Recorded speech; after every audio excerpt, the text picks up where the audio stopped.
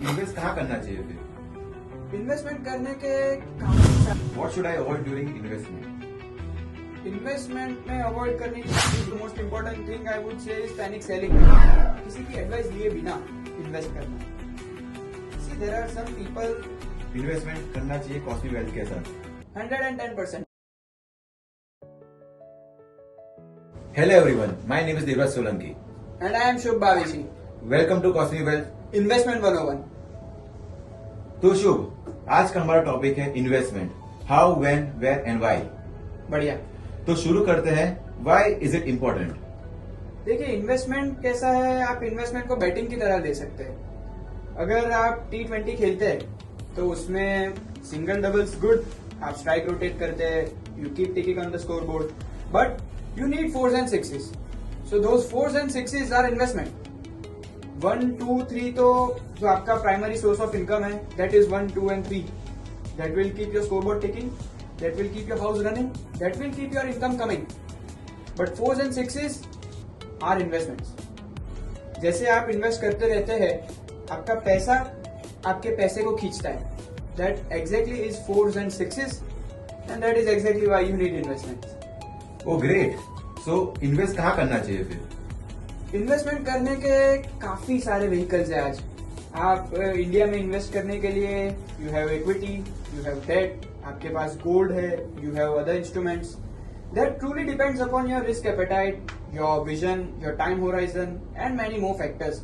अब जैसे मैं आपकी बात करूं तो आप काफी यंग है, you can take a bit more risk rather than someone who is in his 60s or 70s. They might want to take it slow at a steady pace and with safety. So I suggest कि जैसे investment है वो हर एक आदमी के ऊपर depend करता है। अपना खुद का स्टाइल होता है, अपनी खुद की एज होती है, अपने खुद के रिस्क एपेटाइट्स होते हैं। उस हिसाब से there is no fixed answer to this, but I would say a good mix of equity, debt, metals and everything could give you good return. Okay, so what should I avoid during investment? Investment में avoid करने की काफी चीजें हैं। जैसे one of the most important thing I would say is panic selling.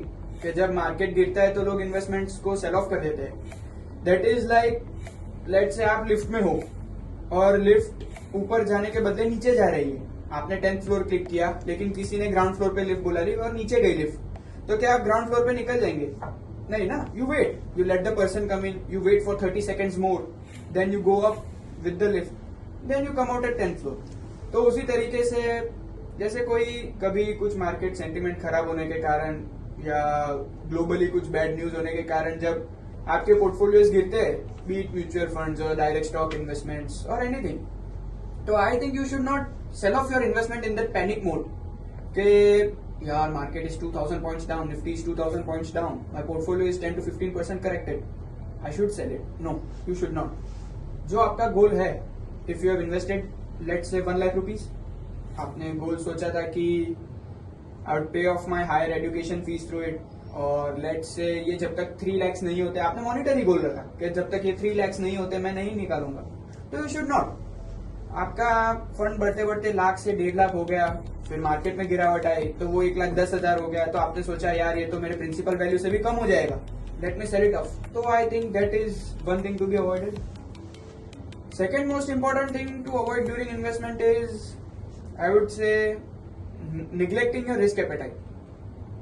जैसे कई लोग हाई रिटर्न्स कमाने के चक्कर में काफी रिस्की एसेट्स में इन्वेस्ट कर देते हैं।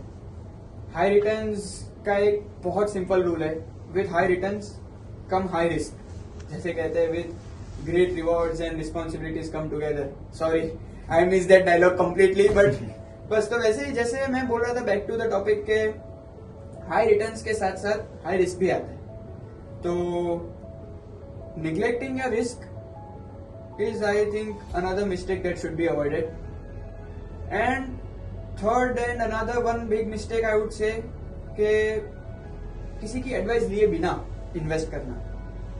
सी देयर आर सम पीपल जिनको इनहेरिट होता है कि नहीं यार मैं तो अपना ही करूंगा, मैं मुझे क्या किसी की जरूरत, मुझे किसी से पूछना करना नहीं है, तो they do it, not an issue, आप कर सकते हो। लेकिन when you come into touch with someone that is professional in the field, तो वो क्या है, डेली न्यूज के साथ वो अपडेटेड रहते हैं.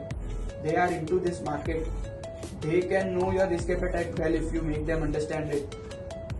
तो मेरा ये मानना है कि तीसरी मिस्टेक ये अवॉइड कर सकते हैं कि go with someone who is into the field.